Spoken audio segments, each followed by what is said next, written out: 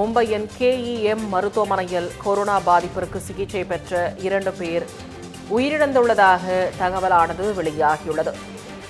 2 நோயாளிகளில் ஒருவருக்கு புற்றுநோயும் மற்றொருவருக்கு சிறுநீரக பாதிப்பும் இருந்ததாக தகவலும் வெளியாகியுள்ளது.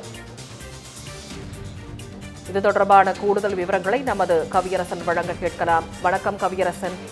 இறந்த இந்த 2 பேரும் கோவிடால் பாதிக்கப்பட்டு இறந்தார்களா அல்லது வேறேதும் காரணத்தினால் இறந்தார்களா? விவரங்களை பதிவு செய்யுங்க கவியரசன்.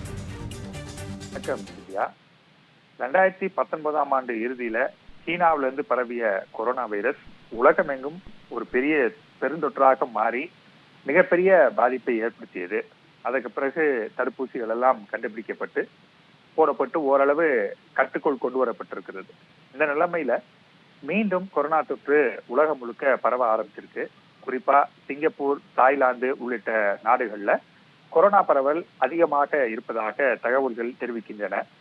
சிங்கப்பூர்ல மே மாதம் முதல் வாரத்துல, அதாவது இந்த மாசத்துடைய முதல் வாரத்துல மட்டும் 14,200 பேருக்கு கொரோனா தொற்று ஏற்பட்டிருப்பதாக தெரிவிக்கப்பட்டிருக்கிறது.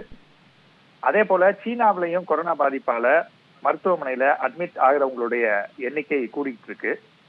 தாய்லாந்துல சாங்கிரான் திருவிழான்னு ஒரு திருவிழா நடந்தது. அதனாலையும் கொரோனாவால பாதிக்கப்படுவோர் எண்ணிக்கை உயர்ந்திருக்கிறது.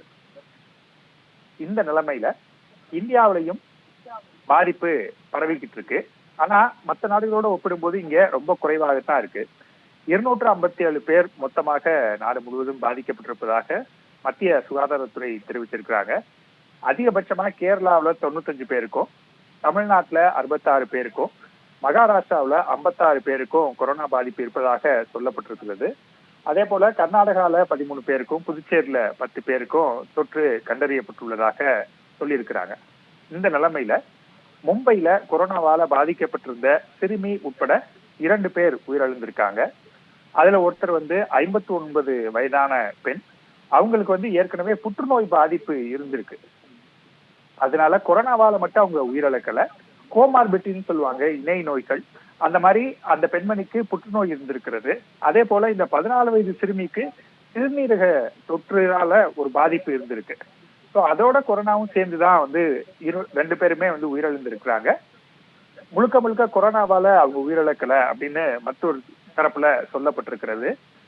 தமிழ்நாட்டுல சிகிச்சை முடிஞ்சு எல்லாரும் வீட்டுக்கு போயிருக்கிறாங்க. கணிசமான நம்பர் 32 பேருக்கு சிகிச்சை முடிஞ்சு வீட்டுக்கு போயிட்டாங்க. 34 பேர் சிகிச்சையில இருக்கிறதாக சொல்லப்பட்டிருக்கிறது. மத்திய அரசும் சரி, மாநில அரசும் சரி, கொரோனாவால தற்போதைய நிலைமையில பெரிய லெவல எந்த பாதிப்பும் இல்லை. அது மட்டும் இல்ல, ஏற்கனவே பரவன கொரோனா வைரஸை போல தற்போது பரவி கொண்டிருக்கக்கூடிய வைரஸ்க்கு அவ்வளவு வீரியம் கிடையாது. அதனால பொதுமக்கள் தேவையில்லாம அச்சப்பட வேண்டாம். அதே நேரத்துல முன்னெச்சரிக்கை நடவடிக்கைகளையும் ஃபாலோ பண்ணுங்க, பாதுகாப்பாக இருங்க அப்படிங்கிற அறிவுறுத்தல்களை கொடுத்திருக்கிறாங்க. திவ்யா, விவரங்களுக்கு நன்றி கவியரசன்.